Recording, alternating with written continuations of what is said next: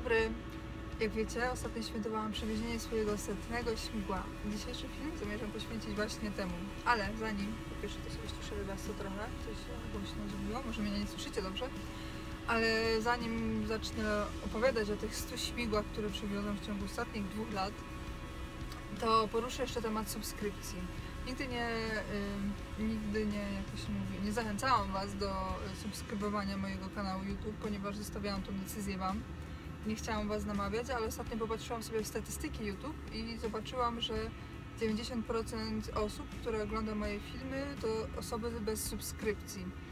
Jednocześnie dostaję też dużo e-maili z zapytaniami, kiedy będą następne filmy. Tak połączyłam sobie te fakty i stwierdziłam, że okej, chyba nadszedł czas, żeby zachęcić was do subskrypcji mojego kanału, ponieważ jeżeli subskrybujecie mój kanał, będziecie otrzymywać powiadomienia wtedy, gdy dodam coś nowego. Ostatnio nawet zaczynam dodawać nowe filmiki, także żeby subskrybować, wystarczy nacisnąć subskrybuj u dołu bodajże. Tak? Pewnie u dołu jest taki przycisk subskrybuj, albo też jest w którymś tam rogu lewym, prawym, albo w którymś tam u dołu albo u góry. Jest taka szarawa ikonka z moim logiem, ze złotymi skrzydłami Tracking Girl. Też to wystarczy nacisnąć i subskrybujecie. Zasubskrybujecie mój kanał. Będziecie powiadomieni, co się u mnie dzieje, więc jeżeli macie ochotę, to proszę bardzo. Jeżeli nie, no to jak zwykle zostawiam wam tu decyzję. Zostawiam tę decyzję wam. Dobra, wracając do tematu 100 śmigieł. Swoje 100 śmigło przywiozłam kiedy? 26 kwietnia 2017 roku. W zasadzie to, gdy zaczynałam tą pracę tutaj na śmigłach, jakoś tak nie myślałam o tym, kiedy będzie to 100 śmigło, nie stawiałam sobie celów, ile chcę przewieźć tych śmigieł, czy to będzie 10, 50, 100 czy 500. Ale jakoś tak ostatnio na początku tego roku mnie tchnęło, żeby sobie policzyć, ile tych śmigieł będzie, bo kolega mi powiedział, no ty pewnie już ze 100 przywiozłaś. Myślę, 100? Chyba jeszcze nie będzie 100. Myślę, policzę. Łatwo było mi policzyć, ponieważ za każdym razem, gdy dojeżdżam do celu, robię zdjęcia licznika, jest to mi potrzebne do karty drogowej. I tak jest mi łatwiej. Zresztą tak samo mam aplikację, zawsze na aplikację dostajemy do telefonu zlecenia, więc też sobie robię za każdym razem zdjęcia tego zlecenia. Też jest mi tak łatwiej później uzupełnić kartę premiową, więc bo raz, dwa było policzone i policzyłam. Pokażę wam w ogóle, co mi wyszło z tego liczenia, bo przeprowadziłam sobie też taką statystykę i policzyłam, ile jakich śmigieł przywiozłam. W ogóle to powiem wam, że pokażę wam też to może, jak ja sobie to liczyłam. Nie wiem, czy będziecie widzieć. Czy widzicie? Nie widzicie? Chyba widzicie. Tak w miarę. Tak sobie przeanalizuję, więc tak.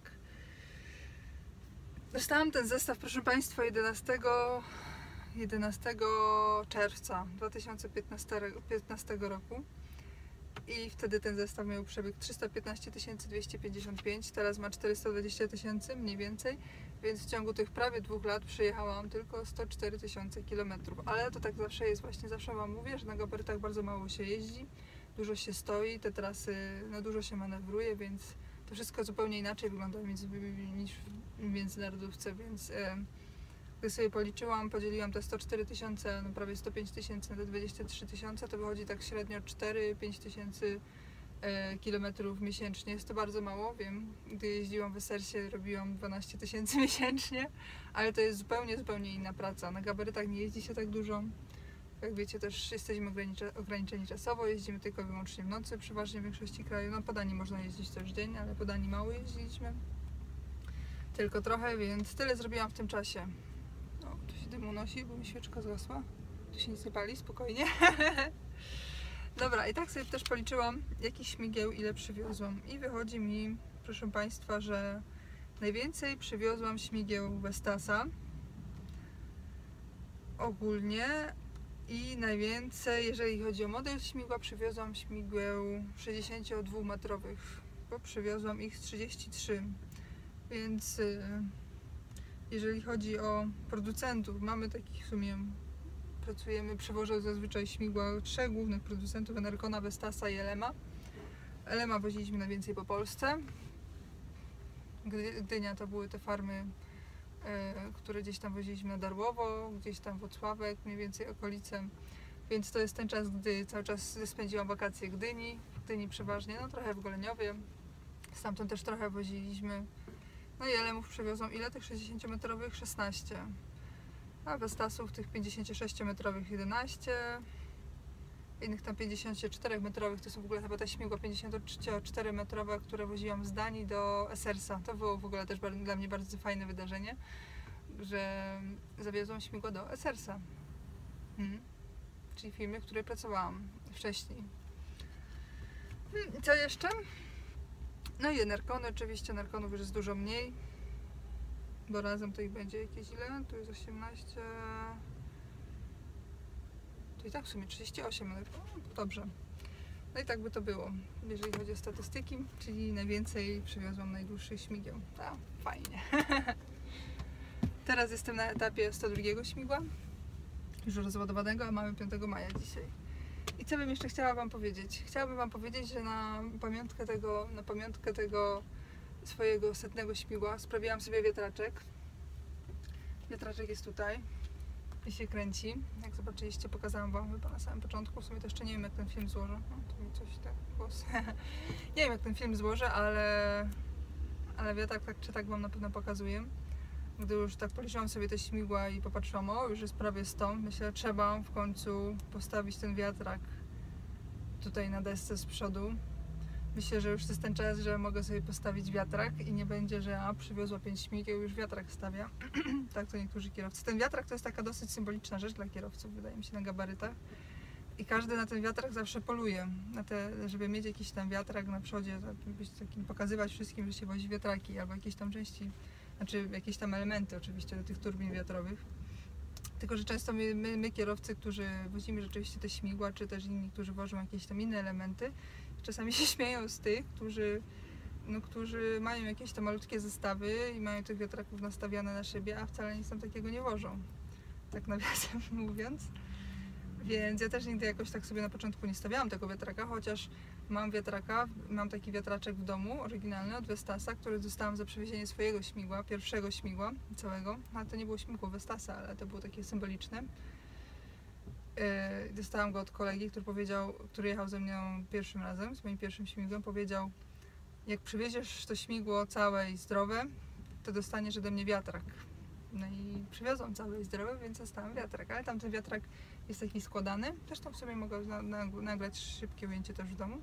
Jest składany, nie nadaje się do przewożenia tak do jazdy w aucie, ponieważ tą całą gwiazdę ma ściąganą, ale on się nie kręci. Jest bardzo ładny, jest taki elegancki, metalowy, ale spadłby mi.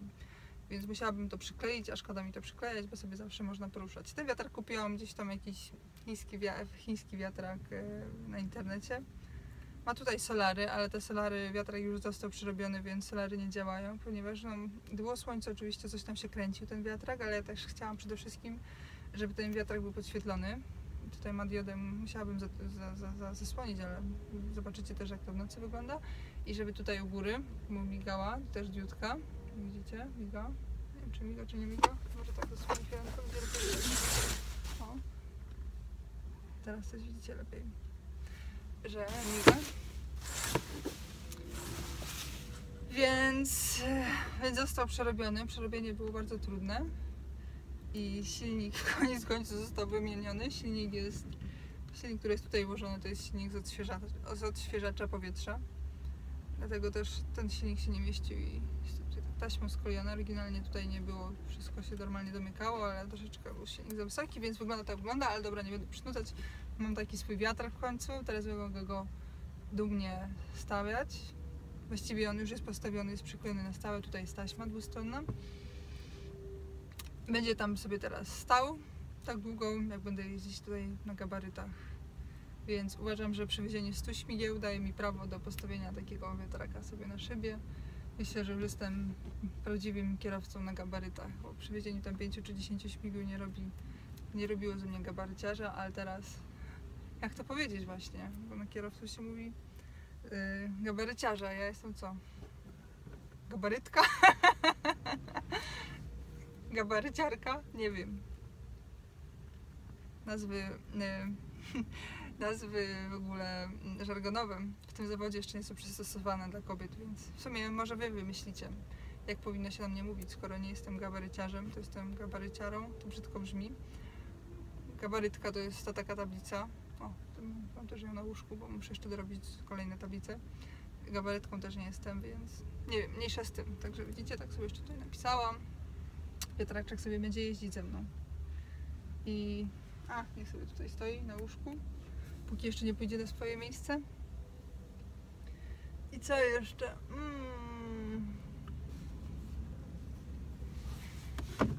Muszę powiedzieć, że szybko to minęło. Bardzo szybko to minęło. Nie spodziewałam się. Sama nie wiem, kiedy przywiozą te 100 śmigieł. Dla mnie najważniejsze jest to, że jako kierowca bardzo, bardzo dużo poszłam do przodu. Dużo lepiej technicznie jeżdżę. Wydawałoby się, że kierowca już tak po kilku latach nie doszkala się tak za bardzo, ale rzeczywiście z każdym rokiem widzę u siebie jakiś progres i jednak kierowca uczy się przez całe życie. Jeżdżę już 6 lat, a cały czas widzę, że coś jest, jakoś coś tam, co? Zamotałam się. A widzę, że cały czas jeszcze mogę się uczyć i cały czas jest jeszcze coś, co mogę poprawiać, więc spoko. No i jak to było z pierwszym śmigłem? Chyba wam pokażę teraz nagranie z tego, które nigdy nie publikowałam, tak nawiasem mówiąc. Nagranie z jazdy z moim pierwszym śmigłem. Byłam straszliwie zestresowana i pamiętam, że dojechaliśmy wtedy na pole, bo był to wiatrak, było to śmigło, które zabierałam z wiatraka. Śmigło bodajże 55-metrowe, 6-metrowe, jakoś tak, które szło do serwisu, bo śmigła są w ogóle serwisowane. Nie wiem, czy wiecie, ale śmigła są serwisowane. Każdy producent daje jakiś tam okres gwarancji do swoje śmigła, a później po tym czasie, czy to są 5, czy 15, czy 20 lat, te śmigła są ściągane i albo są zakładane nowe, albo po prostu są serwisowane. Na nowo wyważane, malowane i ewentualnie robione co tam trzeba z nimi. Więc to było takie śmigło, które szło do serwisu, do remontu, więc stres powinien był być troszeczkę mniejszy, bo to nie było nowe śmigło, ale tak czy tak był. Pamiętam, że gdy zajechaliśmy na pole i śmigła były jeszcze na wiatraku, gdy ja z bliska zobaczyłam to śmigło, popatrzyłam, Boże, jakie to jest wielkie. Chyba w tym pierwszy raz w życiu stwierdziłam, chyba tym razem nie dam rady, chyba przesadziłam, chyba się próbowałam za wysoko. I byłam przerażona, naprawdę byłam strasznie przerażona. I później przyjechaliśmy i okazało się, że jest duży wiatr, jest bardzo mocny wiatr i nie będzie możliwe ściągnięcie w ogóle śmigła, a od ściągnięcia śmigła, rozmontowania, jeszcze włożenia w stojak do załadunku to jest jeszcze wiele, wiele godzin. Więc szczerze powiedziawszy, to się wtedy spiłam tego dnia. Było wiadomo, że dopiero najszybciej to następnego dnia będą ściągać, więc dopiero za 2 dni będziemy jechać z tym śmigłem, więc byłam tak zestresowana, że się spiłam wtedy na tym polu, to się przyznaję. I dopiero wtedy, jak się spiłam, następnego dnia rano wstałam, popatrzyłam na ten wiatrak, pomyślałam, chyba dam radę. Nie, to nie jest takie złe, ogarnę to. No i co? I później się uczyłam rozciągać i tak dalej, i tak dalej. Śmigło było ściągnięte chyba dopiero następnego dnia wieczorem, czy jakoś tak. Więc myśmy jechali. Tam jeszcze długo staliśmy na tym polu, jak to zwykle z tymi polami jest. I gdy już przyszło do czego, załadowałam to śmigło, patrzę, kurczę, ale jest jeszcze większe niż było na tym wiatraku. Ogólnie to był mega strach. I kompletnie nie wiedziałam, jak z tym jechać. Powiem wam, że można cwaniakować, można się czuć dobrym kierowcą. I sobie pomyśleć, że no z takim zestawem, jak takie śmigło się załaduje, wystarczy się po prostu więcej zadawać. Ale to nie jest zupełnie tak. To nie jest tak. Na dużycy się jeździ zupełnie inaczej i to zadawanie zupełnie inaczej działa. Osie są skrętne i nie ma tutaj to co się człowiek nauczył tak naprawdę na takich przyjeździe z takimi zwykłymi naczepami, to trochę tak nawet przeszkadza. Bo stosuje się na początku zasadę taką, że się jak najwięcej wyciągać i wtedy do końca się dołamywać, a tutaj to nie wolno się tego końca wyciągać i załamywać tak nagle, tylko trzeba wszystko robić po łuku i brać środkiem i wtedy ewentualnie desterowywać, dołamywać ciągnik, dużo kombinować kierownicą, czego na początku w ogóle nie widziałam. Cały czas mi mówi, dokręć ciągnik, ona ci odejdzie, no ale ja dokręcam ciągnikiem, ale to trzeba wiedzieć, w którym momencie się dokręcić kierownicą, tym ciągnikiem, no i na początku kompletnie tego nie widziałam. Teraz już jest spoko, teraz już jeżdżę, też staram się jeździć bez sterowania. Oczywiście nieraz steruję, gdzie trzeba sterować, ale mam taką zawsze satysfakcję za każdym razem. Ja zawsze jeżdżę druga, jak wiecie, jak pierwszy kierowca, który pierwszy kierowca zawsze jeździ ten, który jest najlepszy. I widzę, że pierwszy wszedł bez sterowania, bez zatrzymywania się i ja później też wchodzę bez sterowania, bez zatrzymywania się i sobie wtedy taka jestem. No, to ze mnie już jest kierowca. Jak jeżdżę tak samo jak starsi kierowcy, ale są też są takie sytuacje, gdzie oni sobie tam wjeżdżają bez sterowania, a mi tam gdzieś czasami braknie się, muszę dosterować, co myślę, kurde no, jeszcze mi brakuje. No, ale ciężko się porównywać też z kierowcami, którzy jeżdżą tutaj 50 lat na gabarytach non-stop ze śmigłami. Tak czy tak daje mi to straszną, sprawia mi to frajdę, mam z tego dużo radości. I się cieszę, że to robię. Cały czas mi się podoba, cały czas mi się jeszcze nie znudziło. Nie wiem jak długo będę tu pracować dokładnie, no ale na razie będę całkiem. Na pewno mi będzie bardzo szkoda odchodzić i zostawiać te śmigła.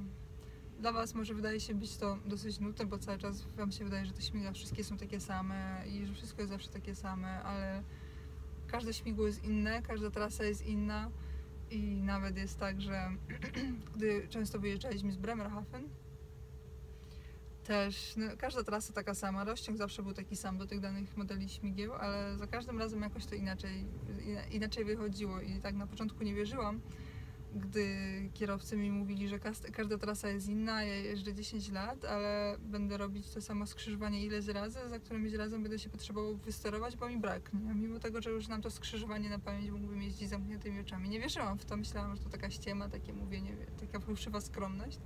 Ale jest tak rzeczywiście, zresztą też w sumie to zależy dużo od pilota. Ale tak widziałam po tych takich stałych punktach, że kurczę, zawsze wchodzi bez sterowania, a dzisiaj brakło. No jak to się stało? Wydaje mi się, że zrobiłam zawsze tak samo, a dzisiaj trzeba się dosterować. To musi pilot coś nie tak, musi się pilot bać albo coś w tym stylu, no jak się patrzy później tam w lusterko albo coś rzeczywiście i widzi się rzeczywiście, kurczę, no trochę brakło, jak to możliwe. Albo też z drugiej strony, patrząc z drugą stronę, daje to mi wielką frajdę, jak jeździłam na początku z Bremerhaven i potrzebowałam się sterować na jakimś tam już ostatnim skrzyżowaniu do autostrady i wydawało mi się to skrzyżowanie nie do zrobienia, bez sterowania, że gdzieś tam zawsze w którymś momencie brakło, a później nagle za którymś razem patrzę, wyszłam i wyszło bez sterowania. Jak to możliwe? Przecież miało tutaj wszystko wychodzić ze sterowania, miało się nie wyjść, a później systematycznie się okazało, że w sumie to się da zrobić bez sterowania. To jest taka frajda, gdy widzi się taki postęp. Taki postęp właśnie chyba najlepiej się widzi w takich momentach, gdy jeździ się z jakichś tam, gdy wjeżdża się na jakieś takie stałe swoje punkty trasy. No i co jeszcze? Po drodze było dużo jakichś stresowych sytuacji na pewno. Były jakieś takie momenty, gdy wyjeżdżaliśmy na farmę czy w ogóle dojeżdżaliśmy do farmy i były jakieś takie skrzyżowania czy ronda, gdy się okazywało, że nie da się przejechać.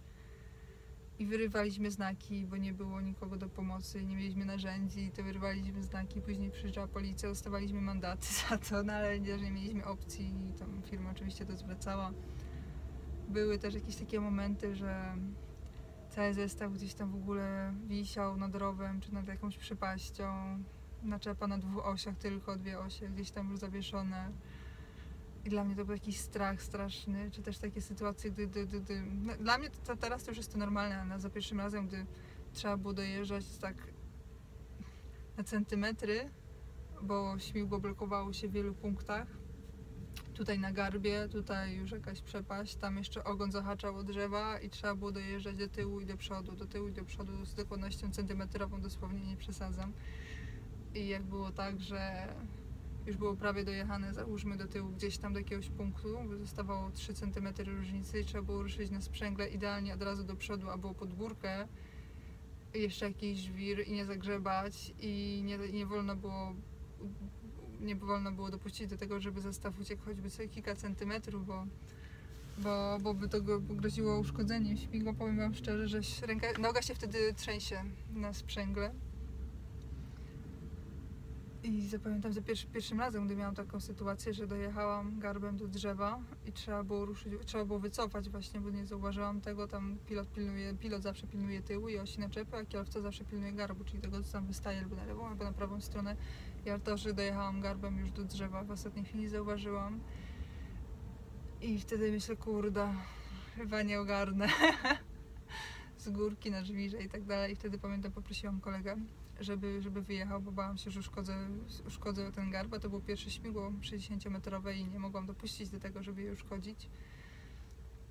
I wtedy poprosiłam, ale później sama już tak zaczęłam jeździć i nieraz mi się noga trzęsła A teraz to w sumie takie, teraz to jest taka frajda, o, jeszcze bliżej, jeszcze bliżej. Będzie później fajnie wyjeżdżać i w sumie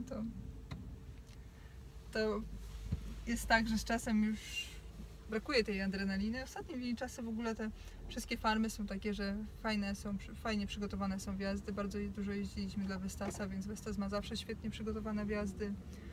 Zawsze jest twardo, to jest dla nas najważniejsze. Jak jest twardo, to jest dobrze, to już sobie ze wszystkim poradzimy. Nie ma błota. Na jakieś inne farmy się jeździ, to często było tak, że tonęliśmy w błocie, blachy się rozstępywały jak morze i ja się zapadałam. Ja zawsze miałam dużo problemów z tą skanią. Moje skanie jest najsłabsze ogólnie w teamie. Więc czasami trzeba było mnie gdzieś tam podciągać. Czy też były też takie sytuacje, że pamiętam, też mi się wtedy noga mocno trzęsła, gdy podjeżdżałam był taki bardzo, bardzo stromy podjazd, że ja na żółwiu z dociążoną osią nie mogłam podjechać pod górę. To było też mega. Jak już zobaczyłam tą górę, myślę, to było gdzieś tak chyba po roku jazdy, więc już nie byłam przestraszona co do różnych wjazdów.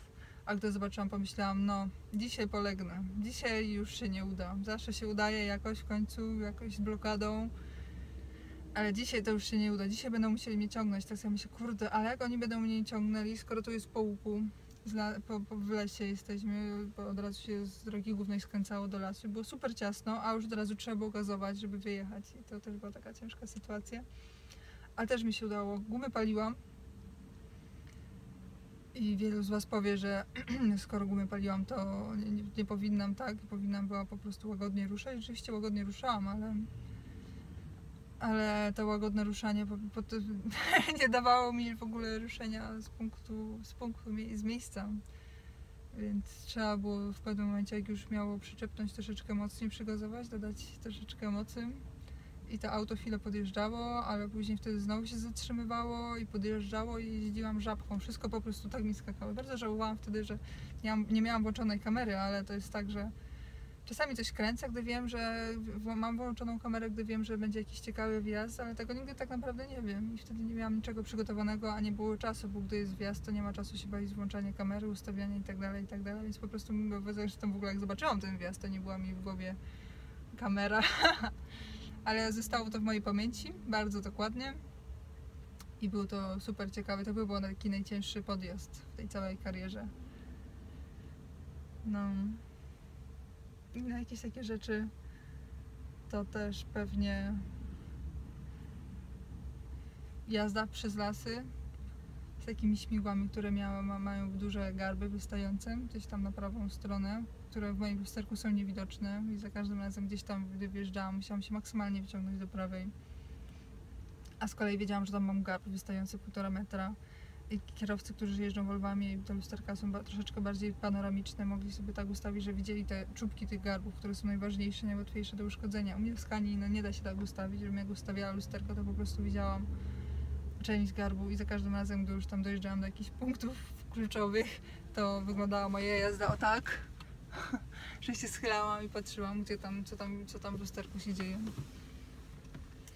No ale ogólnie koniec końców zawsze dawałam radę i to jest najważniejsze i to daje mi największą frajdę, a jeszcze chyba największą frajdę z tych wszystkich rzeczy powiem Wam, że jest to, że za każdym razem, gdy wyjeżdżam z parkingu i to jest... Zresztą w sumie jak jeździcie, stoicie na parkingach, wyjeżdżacie gabaryty, to sami na pewno często zaglądacie, bo to jest dosyć ciekawe, jak to wygląda, jak ta osia się steruje i tak dalej, i tak dalej. Kierowcy bardzo często przychodzą do nas na parkingach, się pytają, jak to się jeździ, czy te osie są skrętne, czy nie, i tak dalej, jak my to robimy. Więc dla mnie to jest zawsze taka frajda, gdy się wyciągamy z tego szwerpasa na środek, już przygotowujemy się do wyjazdu. Ci kierowcy zawsze tak wszyscy zaglądają i patrzą i gdy zauważają, że kobieta prowadzi taki zestaw, to mają takie wielkie oczy i machają, albo się uśmiechają, albo coś tam. I dla mnie to jest taka mega, mega frajda. Nie przez to, że się wszyscy patrzą, ale przez to, że gdy zrobiłam prawo jazdy i chciałam zostać kierowcą, wszyscy mi mówili: baba za kierownicą, gdzie ty się nadajesz, kto zatrudni babę za kierowcę ciężarówki, przecież to sobie nic sama nie zrobisz, jak ty koło zmieni, jak ci się zepsuje coś, to ty zrobisz, napadną cię, zgwałcą, w ogóle to nie ma mowy. Ale widzicie, byłam uparta, szukałam bardzo długo szukałam pracy, jak zawsze mówię, że bardzo długo szukałam pracy. W końcu mi się udało znaleźć pracę i tą pracę proponowali mi tylko przez to, że miałam te certyfikaty kompetencji przewoźnika i chcieli mnie w sumie ściągnąć do biura bardzo, ale ja w biurze nie chciałam pracować i już zostałam za kierownicą. No i dla mnie to jest taka satysfakcja, taka niekończąca się satysfakcja, że wszyscy mi mówili, że nie dasz rady i nie możesz być kierowcą, bo jesteś kobietą, a ja jeżdżę na gabarytach i wiecie, gdybym kiedyś powiedziała tak 7 lat temu komuś, że chcę jeździć na gabarytach ze śmigłami, z wielkimi ładunkami, z najdłuższymi ładunkami, jakie jeżdżą po Europie, to by mnie wszyscy w ogóle wyśmiali i stwierdzili, że Boże, dziewczyno, ty chyba straciłaś jakiś w ogóle, zwariowałaś albo coś, przecież kto w życiu tego nie ogarniesz i nikt cię w ogóle nie zatrudni, kto by ci dał taką pracę, a patrzcie. Także widać, wszystko w życiu jest możliwe, wystarczy tylko po prostu dążyć do tego i ciężko pracować. Chyba to trzeba podkreślać według mnie, bo teraz jest takie super modne,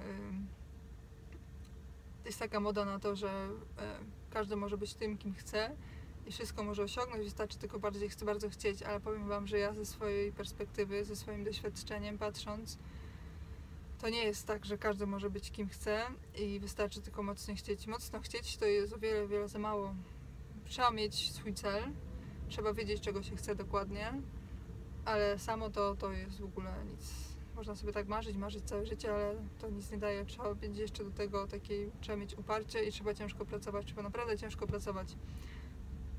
Chociaż mi tak naprawdę się nigdy to nie wydawało, ta moja praca jako taka super ciężka praca, ale tak czasami ludzie do mnie mówią, że tak dużo pracujesz, ciężko pracujesz, że jesteś w ogóle pracocholiczką chyba. Ja tak nigdy siebie nie mam za jakąś taką osobę uzależnioną od pracy, ale w zasadzie to chyba jest tak rzeczywiście, że ja żyję tą pracą. No ale co zrobić? Tak mi się podoba. I wcale mi źle nie jest. Zatem podsumowując, napiję się yerby.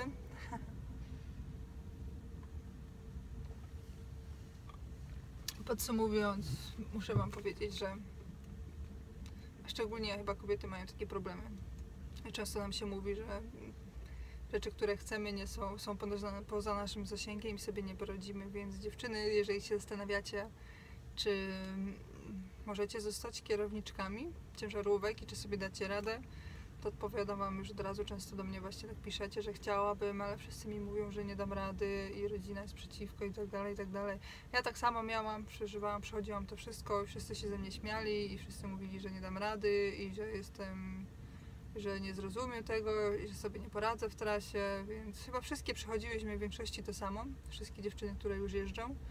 Myślę, że większość się pod tym podpisze, no być może z wyjątkiem tych, które mają tam w rodzinie kierowców, ja w rodzinie nie mam żadnych kierowców. Więc wszystkim nam było ciężko na początku, ale jak widzicie, dajemy radę. Kierowcy, myślę, że przedsiębiorstwa już coraz chętniej zatrudniają kierowniczki. Kobiety, myślę, że to jest wszystko przez to, że dziewczyny się po prostu sprawdzają w trasie. No i pracodawcy już tak nie boją nas zatrudniać, jak się próbowali zatrudniać jeszcze 10 lat temu.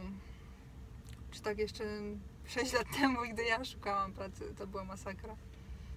Także cieszę się, że się poprawiło i że już następne dziewczyny będą mieć lepiej.